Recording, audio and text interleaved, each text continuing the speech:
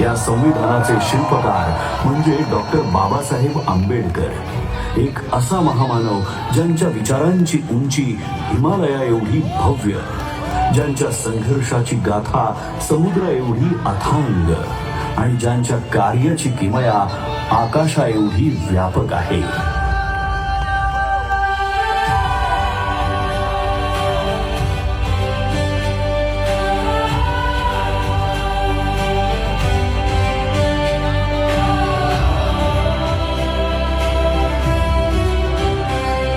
संविधानाच्या प्रत्येक ओळीतून उलगडणारी डॉक्टर बाबासाहेब आंबेडकर यांची दूरदृष्टी ही केवळ कायद्यांच्या चौकटीपुरती मर्यादित नाही, तर ती एका आदर्श समाज रचनेची जिवंत प्रतिमा आहे.